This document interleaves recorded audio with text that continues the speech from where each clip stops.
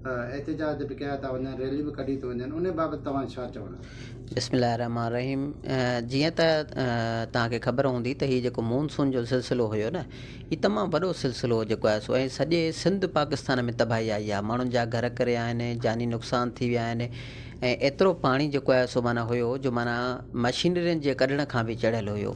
18 तारीख़ खां हीअ स्पेल शुरू थियो। उन स्पेल खां पोइ असां एतिरियूं एफर्ट्स वरितियूंसीं, ऐं रुॻो असां न, असां सिविल सोसाइटी जा माण्हू बि गॾु हुया, इलेक्टेड मेंबर्स बि गॾु हुया, तंज़ीमुनि जा माण्हू बि गॾु हुया। असां मशीनियूं प्रोवाइड कयूंसीं, असां तेल प्रोवाइड कयासीं, ऐं कोशिशि कईसीं त असां शहर मां पाणी कढायूं, ऐं असां कामयाबु थियासीं। असां 3 तारीख़ ताईं शहर मां पाणी कढाए वियासीं। पिरियालो सिटी मुकमल क्लियर आहे। बाक़ी ॾिसो न, आसपास ज़मीनूं आहिनि, अबीधाबी रोड आहे, उते ज़मीनूं आहिनि 200 जरेब, 400 जरेब ज़मीन आहे, त सम्झो था पूरे पाकिस्तान में पाणी बीठो आहे। तव्हां तालको किंगरी घुमी ॾिसो, अहमदपुर घुमी ॾिसो, पीरकोट घुमी ॾिसो, तव्हांखे पिरियालो बहितरु लॻंदो।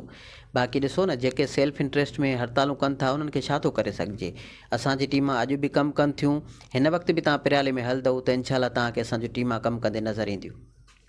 आख़िर पोइ जेके उन्हनि जो जेको सॾा 8 ॾींहं हर जुमे जे ॾींहुं एहतजाज रैली हुननि जो बुनियादी हक़ आहे, उहो करे था सघनि, पर पोइ बि उन्हनि खे आख़िर जेको आहे सो उन सां जेको आहे सो उनजे लाइ अमल कीअं जोड़े वञे, या हुनजो मुतालबा छा आहिनि?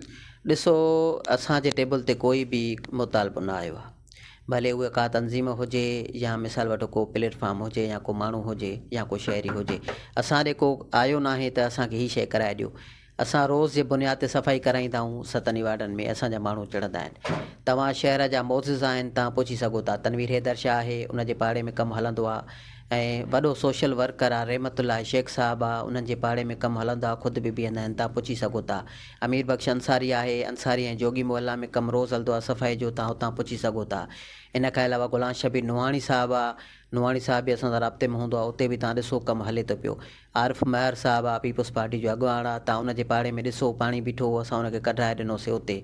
इलेक्टेड मेंबर अशफाक हुसैन छा आहे, तव्हां उनखां पुछी सघो था, उनजी बि कुर्बानी बरसातुनि में हुन वॾी कोशिशि कई, पाणी कढाइण में असां सां गॾु हुयो।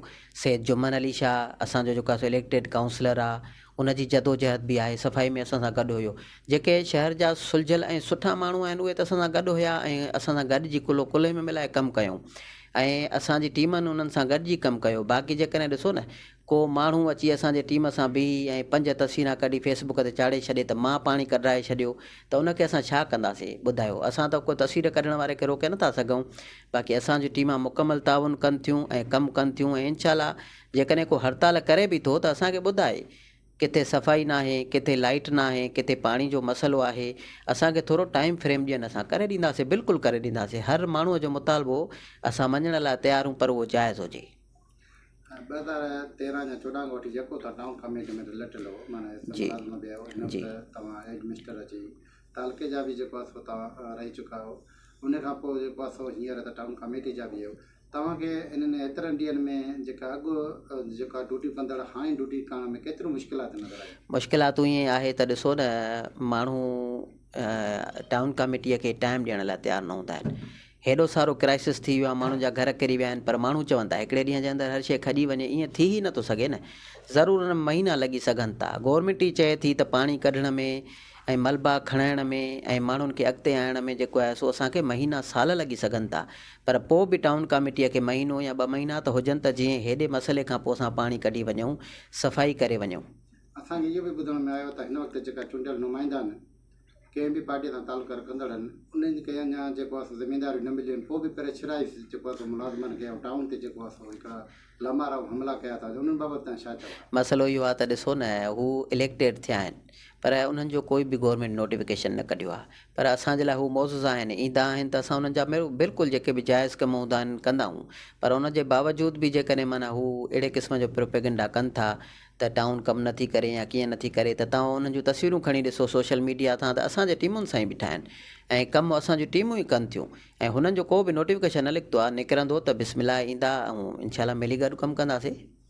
उहो बि त तव्हांजी जेको आहे हिकिड़ी सोच हिकिड़ी इंसानी नाते हिकिड़ी सुठी आहे, शहर जे नाते तव्हां सुठी आहे, हू तव्हां सां बि गॾु बीठा आहिनि, हू चूंडियल नुमाइंदा बि आहिनि ऐं हुननि खे अञा हेॾे पावर वग़ैरह न मिलिया आहिनि, पोइ बि हू एहतिजाज रैली में हर माण्हू सां गॾु बीठा आहिनि।